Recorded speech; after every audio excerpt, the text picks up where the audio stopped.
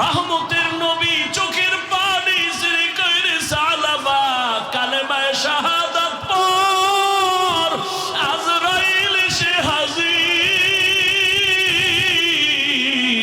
তাড়াতাড়ি কালেমা পড়। সালাবা কালেমা পড়তে না পড়তে দেখে প্রাণ পাখি নাই। মায়ার নবী সালাবার মাথা ধরিয়া কাঁদতেছেন আর বলে, ওমর তাড়াতাড়ি জানাজা রেডি করো, সালাবার কবর খনন করো, জানাজার প্রস্তুতি নাও।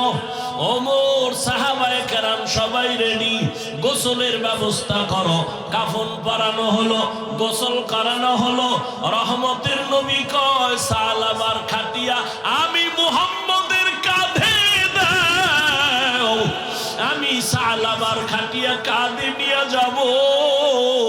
ওমর বলে, আমরাও কাঁধে নিলাম, সবাই ময়দানে যাচ্ছি, জানাজা হবে। মানুষ, হাজারো মানুষ তৈরি হয়ে গেল ময়দানে। কিন্তু দেখি তাকাইয়া আমরা পুরা পাও ভর করে করে হাঁটি, কিন্তু রহমতের নবী শুধু বৃদ্ধাঙ্গুলের উপরে ভর করে করে হাঁটেন। ওমর বলে, ইয়া রাসূলুল্লাহ, এত কষ্ট করে পা মোবারক ফেলেন কেন? পুরা পা ফেলে হাঁটেন না কেন? রহমতের নবী বলেন, ও ওমর, জানো না আমি দেখতেছি সালাবার উপরে আমার আল্লাহ এতটাই খুশি, আসমান থেকে কোটি ফেরেশতা ময়দানে হাজির। সালাবার জানাজায় হাজির হয়ে গেল।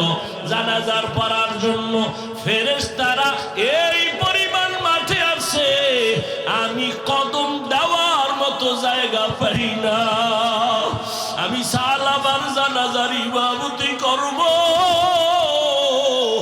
ও এলাকার মা বোনেরা, যুবক বাবারা, রহমতের নবীর আদর্শ যতদিন পর্যন্ত তুমি নিজের মধ্যে নিবা না, আল্লাহর জাতের কসম, রহমতের নবীর আদর্শ ছাড়া এই জমিনে কোনো শান্তি কেউ দিতে পারবে না। সব চাঁদাবাজার ধান্দাবাজেরা চাপাবাজি করে, এই করবে সেই করবে, করবে করবে বলিয়া কত চাঁদাবাজ কবরে গেল, কত চাঁদাবাজেরা জঙ্গলে পালাইল। আল্লাহর জাতের কসম, এই দুনিয়ায় কিয়ামত পর্যন্ত রহমতের নবীর আদর্শ ছাড়া কেউ শান্তি দিতে পারবে না। এই কথাটা চাঁদাবাজার ধান্দাবাজেরাও জানে, তবে মানে না কেন? ওদের চাঁদাবাজি চলবে না। যদি নবীর আদর্শ মানে, তাহলে দুর্নীতিবাজের দুর্নীতি চলবে না, চোরের চুরি চলবে না। এই জন্যই চোরারা কয়, হুজুর বয়ান করেন, রাজনীতি রস করবেন না। তোমার কথা যদি এমনই হয়, ওয়াজের প্যান্ডেলে মোহাব্বতের কান্নার বয়ান চলবে, রাজনীতি যদি না চলে, তো রাজনীতির নেতাদের বক্তব্য কেন দেওয়া হয়? আমগো বরিশালে বলে, নিজের বেলায় টাইন্যা ধরিস, অন্যের বেলায় বাইন্যা মরিস। বদমাস এই চাঁদাবাজার ধান্দাবাজেরা, এরা মানুষের দুশ্মন, এরা মানবতার দুশ্মন, এরা জাতির দুশ্মন, এরা স্বাধীনতার দুশ্মন। ওরা সবাই চায় নিজের পেট, নিজের স্বার্থ, জাতি নিয়ে ভাবে না। আল্লাহর কসমে জাতি নিয়ে যারা ভাবে, তারা শুধু ওলামায়ে কেরাম। ওলামায়ে কেরাম ছাড়া জাতি নিয়ে কেউ ভাবে না। কিন্তু পদে পদে চাঁদাবাজেরা মানুষের চোখে ধুলা দিয়া আলেমদেরকে দোষী বানাতে চায়। আল্লাহ যদি হেফাজত করে, কোন চাঁদাবাজার ধান্দাবাজ আলেমের ক্ষতি করতে পারবে না। কারণ আলেম দিন নাই রাত নাই, নিজের ছেলে, নিজের মেয়ে, নিজের স্ত্রী, নিজের পরিবার সব বাদ দিয়া উম্মত নিয়ে দৌড়ায়। কই ঘুম কই খানা, সব আলেম ওলামারা এত মেহনত করে, একমাত্র কারণ আমার মদিনাওয়ালা নবীর মোহাব্বত অন্তরে জমা। আমি মাঝে মাঝে বলি সরকারি চাকরি করে বেসরকারি চাকরি করে ডিউটি করে কয় ঘন্টা? এই ঘুমান না, আমারে কামে লাগায় ঘুমাইতেছে। সরকারি বেসরকারি চাকরিজীবী কয় ঘন্টা চাকরি করে? 8 ঘন্টা চাকরি। বেতন কত? নিম্নে কত? নিম্নে 20,000। ডিউটি বলেন, একজন মসজিদের ইমাম তার ডিউটি কয় ঘন্টা? বলেন না কেন? বেতন কত? কত? এর তলে আরো কত মুক্তার দানা ভরে থাকে। আর একজন আলেম ইমামতি করে 24 ঘন্টা ডিউটি পালন করে, বেতন 5,000। সভাপতি দেয় মাসে 100, সেক্রেটারি 50, তাও ঠিক মতো দেয় না। মাঝে মাঝে ইমামের আবার ধমক দেয় রিক্সার ড্রাইভার। এক ওয়াক্ত নামাজ না পড়াইলে ধমক দেয়, হুজুর গেছিলেন কই? ইমাম বলে, এত বড় সাহস তুমি? কে বলে আমি রিক্সা চালাই। ধমক দিলা কেন? পাওয়ার কি? বলে মাসে 5 টাকা বেতন দেই। এরকম বেয়াদব আছে না নাই? এরে আল্লাহর গোলাম, এই জন্য উলামায়ে কেরাম টাকার পেছনে দৌড়ায় না। যদি দৌড়াইতো তাহলে 24 ঘন্টার সেকেন্ডের হিসাব করে করে টাকা নিত। কোনদিন আফসোস করে না, বরদোয়া করে না, কত বেতন বাকি কিছু বলে না। আল্লাহর মোহাব্বত নিয়ে খেদমত করতেছে। এর কারণ একটাই, মদিনাওয়ালা নবীর আদর্শ তার ভেতরে।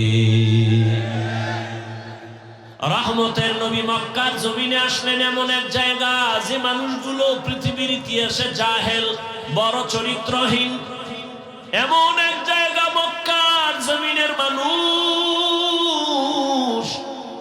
রহমতের নবী এমন এক আদর্শ নিয়ে মক্কার জমিনে আসছেন। নবীর আদর্শ এক পর্যায়ে তারা গ্রহণ করিয়া চরিত্রহীন মানুষগুলো এত দামি হয়ে গেল। দয়াময় আল্লাহ লিস্টি দিয়া কয়, যাও জিবরাইল এই লিস্টি আমার রহমতের নবীরে দিয়া দাও। লিস্টির ভিতরে যাদের নাম আছে এরা সব বিনা হিসাবে জান্নাতি। যেই মক্কার মানুষগুলো এত খারাপ, সেই মানুষগুলোর উপরে চিঠি চলে আসলো, লিস্ট চলে আসলো, যে এই লিস্টিতে যাদের নাম এরা কি? কথা বলেন না কেন? এর মধ্যে 1 নম্বরে কার নাম? কার নাম? আবু বকর। দ্বিতীয় নাম হলো ওমর। যেই ওমর আমার নবীকে জবাই করার জন্য তরবারি নিয়ে দৌড়ায়। রহমতের নবীর চেহারা মুবারক দেখে সেই ওমর এতটা আশিক, রহমতের নবীর সামনে গিয়ে তরবারি ফালায় বলেন, ইয়া রাসূলুল্লাহ আমারে কালেমা পড়ায় দেন, বেয়াদবি করে ফেলেছি, মাফ করে দেন। রহমতের নবীর ছোঁয়া পাইয়া ওমর এমন দামি হয়ে গেল, তরবারি হাতে নিয়ে দাঁড়ায় বলে, ইসলামের দুশমনেরা, মুহাম্মদের প্রয়োজন নাই, যদি কেউ কিছু বলতে চাও আমি ওমরের তরবারির সামনে দাঁড়ায় যাও। আল্লাহ সে ওমরকে নবীজির ছোঁয়া পাওয়ার কারণে এতটা দামি বানাইছেন, এখন ওমর যেই পথে চলে শয়তান ওখানে চলে না। যুবক ছেলেটা একটা মদের বোতল হাতে নিয়ে মদ পান করে, মস্তি করে আর রাস্তা দিয়া যায়। হঠাৎ করে তাকায় দেখে অন্য রাস্তার মাথায় ওমর আসতেছে। যুবকের অন্তরে ভয়, ওমরের দেখে এতটা ভয়, যদি মদের বোতল ওমর দেখে আমার গলায় ছুরি লাগায় দিবে, তরবারি চলে কথার আগে। যুবক ডাকে, হে মালিক, দয়া করে তুমি আমাকে হেফাজত করো, আর মদ পান করব না। ওমর সামনে আইসা এবার ডাক দিয়ে কয়, যুবক এই বোতলটা আমার হাতে দাও। যুবকের বোতলটা হাতে দিতে চায় না, যুবক কাঁপতেছে ভয়। বলে, কাঁপো কেন? ভয় নাই, বোতল দাও। যুবক বোতলটা হাতের মধ্যে যখন দিছে, ওমরে ফারুক বোতলটা হাতে নিয়ে তাকায় দেখে এক ফোঁটা মদও নাই, পুরা বোতলটা সাদা দুধে ভরা। এখন মানুষ রহমতের নবীর আদর্শ কেমন? জীবনে নবী কোনদিন একটা মিথ্যা কথা বলেন নাই, কোনদিন আমার নবী কাউকে গালি দেন নাই, হাজারো গালি শুনছেন, নবী গালির জবাবও দেন নাই। আরো আশ্চর্য, রহমতের নবী কোনদিন দুটো চোখ মোবারক গরম করে কারো দিকে তাকান নাই। কেমন মায়ার নবী আমার! ওই নবী তার আদর্শ পাইয়া ওমর দামি হয়ে গেল, আবু বকর দামি হয়ে গেল। এরে নবীর উম্মতের দল, ওই নবীর আদর্শ ছাড়া আমি কসম করে বলেছি এই জমিনে শান্তি কেউ দিতে পারবে না। আজকে নবীর আদর্শ যার কাছে নাই তার মতো অশান্তিতে কেউ নাই। আর এত ভেজালে ভরা বাংলাদেশ, এরপরেও নবীর আদর্শ আমাদের কাছে যাদের আছে, আমাদের মতো শান্তিতে এইখানো জমিনে কেউ নাই। নবীজির আদর্শ নিয়ে যারা আছে এদের মতো সম্মানে শান্তিতে এখনো কেউ নাই। এরে নবীর উম্মত, রহমতের নবী আমার এমন এক আদর্শ দিয়ে গেলেন, কিয়ামত পর্যন্ত নবী চ্যালেঞ্জ করে গেলেন, এই আদর্শ যদি তোমরা ধরে রাখো জীবন চলে যাবে, কোনোদিন তোমার সম্মান আর ঈমান যাবে না। রহমতের নবীর আদরের একজন সাহাবী সালাবা তার নাম, অল্প বয়সে নবী বড় আদর করেন। একদিন আল্লাহর বান্দা পথ দিয়ে বের হয়ে গেল, রাস্তা দিয়া কোথায় যেন যাচ্ছে, হঠাৎ বাতাস চলতেছে পুরা মদিনার এলাকায়। সালাবা নামের আল্লাহর বান্দা অল্প বয়স কিশোর, হঠাৎ রাস্তা দিয়ে হাঁটতেছে হাঁটতেছে, হঠাৎ করে চোখের নজর বাড়ির মধ্যে পড়ে গেল। বাড়ির মধ্যে একটা মহিলা গোসলখানায় ছিল, পর্দা লাগানো, হঠাৎ করে বাতাসে পর্দা উড়ে গেল। সালাবার চোখের নজরটা অনিচ্ছায় ওই মহিলার দিকে যখন পড়ে গেল, সাথে সাথে বাতাস আবার পর্দা ফালায় দিল। রহমতের নবীর আদরের সাহাবী কিশোর সাহাবী সালাবা ভয় ভাবতেছে কি হয়ে গেল, ভাবতেছে ভাবতেছে, হঠাৎ অন্তরের মধ্যে এই পরিমাণ ভয়। রহমতের নবী আমার এত আদরের, এত আদর করে, আমি তো ইচ্ছা করে ওই মহিলার দিয়ে তাকাই নাই, হঠাৎ করে নজর পড়ে গেল। আমার মাওলায় যদি নবীরে জানায় দেয়, আমি কেমনে নবীর সামনে লজ্জায় মুখ দেখাবো। ঢুকছে অন্তরে, ঢুইকা এমন ভাবে এটাকে ভাবাইল। সালাবা ভাবতে ভাবতে হঠাৎ চোখের পানি পড়া শুরু হয়ে গেল, যে না, আমি এই অবস্থায় আমার নবীর সামনে যাব না।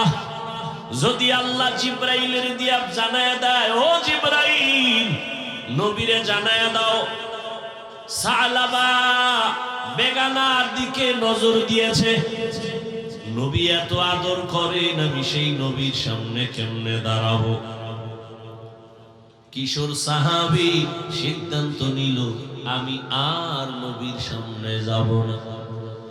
সিদ্ধান্ত নিয়ে রওয়ানা, পার্শ্বে জঙ্গল আর পাহাড়ের দিকে চলে গেল।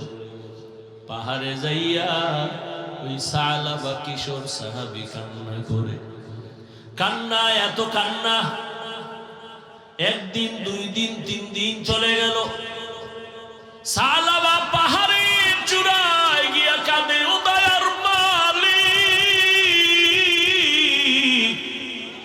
তুমি আমারে দয়া করে মাফ করে দাও, আমি রহমতের নবীর সামনে কেমনে দাঁড়াবো। চোখের পানি ছেড়ে পাহাড়ের ওই চূড়ায় গিয়া কান্না করে। ও আমার কলিজার যুবক, সারাটা রাত মোবাইল সামনে নিয়ে জিনা করতেছো, মোবাইলের দিকে তাকায় সারা রাত চোখের জেনা, কানের জেনা, জবানের জেনা, অন্তরের জেনা। আর ওই নবীর সাহাবী কিশোর সালামা নবীর সামনে কেমনে দাঁড়াবেন? পাহাড়ে চলে গেলেন, ওই পাহাড়ের চূড়ায় কান্নার আওয়াজ। একদিন, দুদিন, 3 দিন এভাবে যেতে যেতে 1 মাস সালামা নবীর কাছে নাই। 1 মাস পেরিয়ে যখন যায়, নবী একদিন ডানে বামে তাকায়, হঠাৎ করে সালাবার কথা মনে পড়ে। ওমরে ফারুকের ডেকে বলে, এই ওমর, সালাবারে দেখি না, কোথায় আমার আদরের সালাবা? সালাবার খবর নাই। ওমর সহ সব সাহাবায়ে কেরাম বলেন, ইয়া রাসূলুল্লাহ, আজকে প্রায় 1 মাসের বেশি সালাবারে দেখি না, কোথায় সালাবা? নবী কয়, ওমর যাও, জলদি করে যাও, সালাবারে খুঁজা তারপরে আমার সামনে নিয়ে আসো। মায়ার নবীর অন্তরের মোহাব্বতের টান কিশোর সালাবারে খুঁজতে বের হয়ে গেল। ওমর সহ অনেক সাহাবায়ে কেরাম, কোথাও পাওয়া যায় না। কই সালাবা? ঘুরতে ঘুরতে ওই পাহাড়ের পাদদেশে গিয়ে দেখে মানুষ। ও ভাই, তোমরা কি এখানে কোনো কিশোর ছেলে দেখছো সালাবা নামে? কয়, না তো। ওমর বলে, হ্যাঁ বলো, খুঁজে বলো। একজনে কয়, হ্যাঁ, একটা ছেলে দেখছি প্রতিদিন সকাল 9-10টার দিকে এখানে আসে, পাহাড় থেকে নেমে হালকা কিছু খাইয়া আবার চলে যায়। দেখি তার চোখ গড়ায় শুধু পানি পড়ে, কান্না করে করে আসে, আবার কান্না করে করে চলে যায় পাহাড়ে। ওমর বলে, তো এখানে প্রতিদিন আসে? বলে, হ্যাঁ। ওমর বলে, তো এখানে বসি, কালকে তো আসবে? বলে, আসবে। সাহাবা সহ ওমর বসে আছেন। ঠিক পরের দিন পাহাড় থেকে সালাবা নেমে আসতেছেন। এই সেই ওমরের দেখা ভয়। ওমর বলে, কোনো ভয় নেই সালাবারে, আজকে 40 দিনের কাছে হলো রসুল তোমারে দেখে না। নবীর অন্তরে মায়ার আগুন জ্বলে উঠছে। তাড়াতাড়ি চলো, রহমতের নবী আমাদের পাঠাইছে তোমাকে নেওয়ার জন্য। কি পরিমাণ ভালোবাসা! ওমর কান্না করে আর বলে, রে সালাবা, তোর কপাল ভালো, কারণ আমার মায়ার নবী তোমারে খুঁজতে পাঠাইছেন। সালাবা কাঁদে আর কয়, ওমর ভাই, আমি যাব না, নবীর সামনে কেমনে দাঁড়াবো? আমি অন্যায় করে ফেলেছি, বড় লজ্জা পাই। ওমর বলে, রসুল থেকে ওয়াদা নিয়েছি, তোরে না নিয়ে যাব না। সালাবার হাত ধরিয়া জোর করে মদিনার নবীর পথে রওয়ানা। রহমতের নবীর সামনে ওমর সালাবারে নিয়ে হাজির। সালাবা কান্না করে করে বেহুশ। মায়ার নবী বসায় কয়, আয় সালাবা, 1 মাস আমি তোরে দেখি না কেন? সালাবা কাঁদে, নবী আমারে আল্লাহ মাফ করবেনি। সালাবা কাঁদতেছে। নবী বলেন, আমার উরুর উপরে মাথা লাগাইয়া রেস্ট নাও, শুয়া শুয়ে একটু আরাম করো, কান্না বন্ধ করো। তুমি যদি অন্যায় করো আমার মাওলা মাফ করে দিবেন। সালাবা কান্না করে কান্না করে কান্না করে আর এদিক সেদিক দৌড়াতে চায়। রহমতের নবী বলেন, সালাবা কান্না বন্ধ করো, আর কাঁদিও না। সালাবা একবার নবীর উরুর উপরে মাথা লাগায় আবার বসে, আবার নবী শোয়া দেয়, আবার বসে। হঠাৎ করে কান্নার এক পর্যায়ে সালাবা কয়, ইয়া রাসূলুল্লাহ, আমার পিঠের মধ্যে পিপিলিকার মতো কি যেন হাঁটে। রহমতের নবী চোখের পানি ছেড়ে কইরে সালাবা কালেমায়ে শাহাদাত পড়, আজরাইল সে হাজির, তাড়াতাড়ি কালেমা পড়। সালাবা কালেমা পড়তে না পড়তে দেখে প্রাণ পাখি নাই। মায়ার নবী সালাবার মাথা ধরিয়া কাঁদতেছেন আর বলে, ওমর তাড়াতাড়ি জানাজা রেডি করো, সালাবার কবর খনন করো, জানাজার প্রস্তুতি নাও। ওমর সাহাবায়ে কেরাম সবাই রেডি, গোসলের ব্যবস্থা করো। কাফন পরানো হলো, গোসল করানো হলো। রহমতের নবী কয়, সালাবার খাটিয়া আমি মুহাম্মদের কাঁধে দাও, আমি সালাবার খাটিয়া কাঁধে নিয়ে যাব। ওমর বলে, আমরাও কাঁধে নিলাম, সবাই ময়দানে যাচ্ছি, জানাজা হবে। মানুষ, হাজারো মানুষ তৈরি হয়ে গেল ময়দানে। কিন্তু দেখি তাকাইয়া আমরা পুরা পাও ভর করে করে হাঁটি, কিন্তু রহমতের নবী শুধু বৃদ্ধাঙ্গুলের উপরে ভর করে করে হাঁটেন। ওমর বলে, ইয়া রাসূলুল্লাহ, এত কষ্ট করে পা মোবারক ফেলেন কেন? পুরা পা ফেলে হাঁটেন না কেন? রহমতের নবী বলেন, ও ওমর, জানো না আমি দেখতেছি সালাবার উপরে আমার আল্লাহ এতটাই খুশি, আসমান থেকে কোটি ফেরেশতা ময়দানে হাজির। সালাবার জানাজায় হাজির হয়ে গেল। জানাজার পড়ার জন্য ফেরেশতারা এই পরিমাণ মাঠে আছে, আমি কদম দেওয়ার মতো জায়গা পাই না। আমি সালাবার জানাজার ইমামতি করব। ও এলাকার মা বোনেরা, যুবক বাবারা, ওরে অনিচ্ছায় একটা মহিলার দিকে নজর পড়ায় যদি সালাবা এত কান্না করে, ওরে তুমি কি পরিমাণ গুনার সাগরে ডুব দিছো। নবীর আদর্শের দাড়ি নাই, টুপি নাই, নামাজ নাই, আমার নবীর কাতারে কেমন করে দাঁড়াইবা? পায়ে হাত রেখে বলি, এখনো সময় আছে, তওবা করো। আর জীবনে নবীরে কাদাইও না, দাড়ি কাটিও না রে যুবক।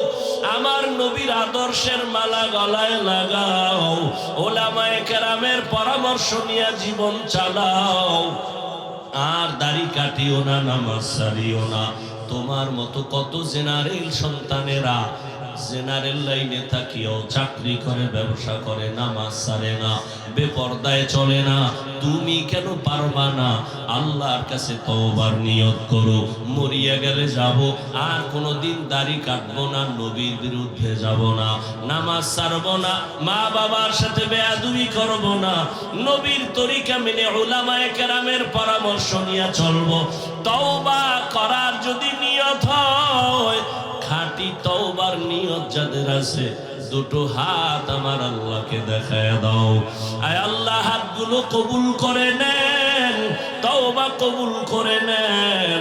আয় আল্লাহ, তওবার উপরে মজবুত হইয়া চলার মতো তৌফিক দান করেন, আমিন। ওই নবী মদিনার মোহাব্বত অন্তরে জমা করে আল্লাহর কাছে তওবা করে আজকে থেকে এক ওয়াক্ত নামাজ যেন ছুটে না যায়। আল্লাহর মোহাব্বত নিয়ে 5 বেলার নামাজ পড়ার জন্য যুবক তৈরি হয়ে যাও। দুনিয়াও তোমার বাদশাহ, আখিরাতেও তুমি হয়ে যাবে বাদশাহ। নবীজির মোহাব্বত নিয়ে আল্লাহর আদালতে যেন দাঁড়াতে পারি, সে তৌফিক আল্লাহ দান করেন। আল্লাহর মোহাব্বত নিয়ে সবাই দ্বীনের পথে চলার মতো তৌফিক দান করেন, আমিন। আলহামদুলিল্লাহি রাব্বিল আলামিন, ওয়াসসালাতু ওয়াসসালামু আলা সাইয়্যিদিল আমবিয়াই ওয়াল মুরসালিন ওয়া আলা আলিহি ওয়া আসহাবিহি আজমাইন। ইয়া আরহামার রাহিমিন, ইয়া আরহামার রাহিমিন, ইয়া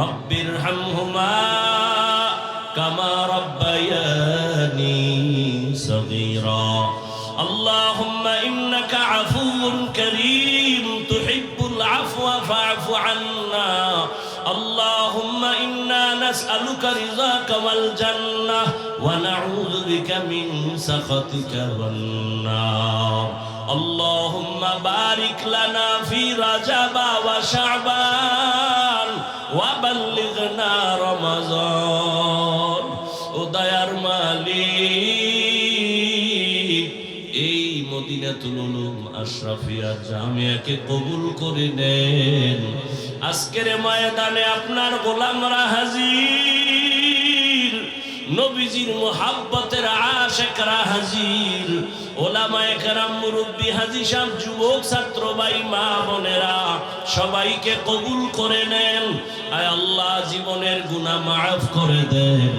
নবীজির আদর্শওয়ালা জিন্দেগি দান করেন আয় আল্লাহ নবীজির রওজা মোবারকে গিয়া সালাম দেওয়ার তৌফিক দান করেন বাইতুল্লাহর গিলাফ ধরে লাব্বাইক লাব্বাইক বলার তৌফিক দান করেন আয় আল্লাহ এলাকায় শান্তি দান করেন হেদায়েতের আলো জ্বালায়া দেন সুন্নাতওয়ালা জিন্দেগি দান করেন আয় আল্লাহ মা বোনদের আবেদা পর্দাওয়ালা বানায় দেন সন্তানগুলো নেককার বানায় দেন আমার কলিজার যুবকদের দ্বীনের খাদেম বানায় দেন আয় আল্লাহ মেহেরবানি করে মাদ্রাসা কবুল করে নেন ছাত্র উস্তাদদের কবুল করে নেন আয় আল্লাহ আমার কলিজার ভাই সোহাইব আশরাফী সাহেব দিন নাই রাত নাই নিজের ঘামের টাকাগুলো এই দ্বীনের পথে ব্যয় করে আয় আল্লাহ এর বিনিময়ে দুনিয়ায় ইজ্জত বাড়ায় দেন